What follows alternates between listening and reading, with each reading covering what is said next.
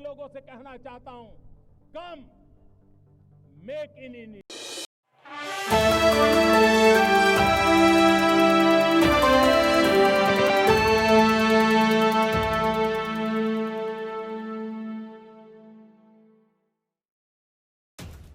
लोकसभा चुनाव में विपक्षी इंडिया गठबंधन को 350 सीटें मिलेंगी और नई सरकार का गठन होगा। त्रिपुरा कांग्रेस के अध्यक्ष आशीष कुमार साहा ने यह दावा किया है। ये पहला मौका है जब कांग्रेस समेत विपक्ष के किसी नेता ने इतना बड़ा दावा किया।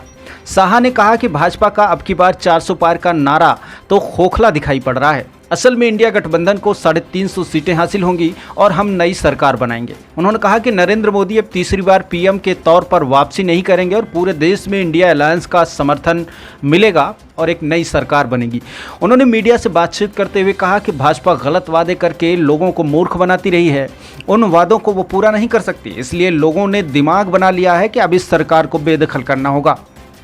इंडिया अलायंस की सरकार बनानी होगी और इंडिया अलायंस की सरकार 350 सीटों के साथ नई सत्ता में आएगी। इस कथन पर पलटवार करते हुए भाजपा प्रवक्ता नवेंदु भट्टाचार्य ने कहा है कि अब की बार 400 पार का नारा हकीकत में बदलेगा, क्योंकि हमारे पास लोगों का समर्थन है। यदि इंडिया अलायंस के नेता सत्ता में आने का ख्वाब देखते हैं तो हमें उनसे कोई परेशानी नहीं है। बता दें कि त्रिपुरा में सीपीएम और कांग्रेस दोनों ने ही अपने अपने कैंडिडेट्स उतारे हैं। वहीं दोनों दल राष्ट्रीय स्तर पर इंडिया अलायंस के साथ हैं।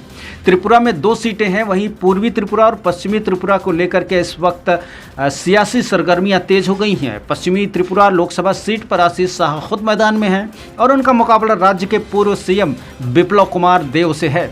वहीं ईस्ट त्रिपुरा में भाजपा कैंडिडेट कृति देवी देव वर्मा ने सीपीआईएम के विधायक राजेंद्र रियांग के बीच टक्कर दे रही हैं। बता दें कि कांग्रेस और सीपीएम के ने बीते साल राज्य के विधानसभा चुनाव में साथ मिलकर चुनाव लड़ा था। दूसरी ओर देश के प्रधानमंत्री नरेंद्र मोदी ने राहुल गांधी का नाम लिए बिना दावा किया है कि लोकसभा चुनाव में कांग्रेस को देश भर में अपने शहजादे की उम्र से भी कम सीटें मिलेंगी। मालूम हो कि कांग्रेस नेता राहुल गांधी 53 साल के हैं। बैरकपुर की रैली में पीएम ने कहा था कि हम सभी ने देखा है कि टीएमसी ने संदेशखाली बहनों और माताओं के साथ क्या किया। टीएमसी के गुंडे अब संदेशखाली में महिलाओं को धमकी दे रहे हैं, क्योंकि मुख्य अपराधी का नाम शाहजहां शेख है। टीएमसी संदेशखाली के दोषियों को कानूनी कार्रवाई से बचाने में कोई कसर नहीं छोड़ रही है और टीएमसी से इस बार डरना नहीं है। बंगाल में रैली के दौरान प्रधानमंत्री मोदी ने लोगों को 5 गारंटी दी है।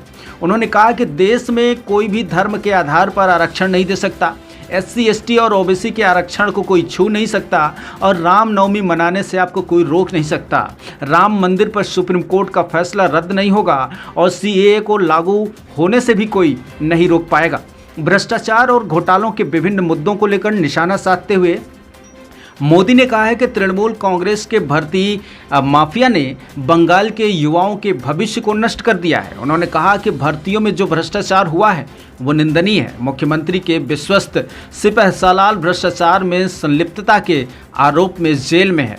तो इस तरह से सियासी सरगर्मियां तेज होती हुई दिखाई दे रही हैं।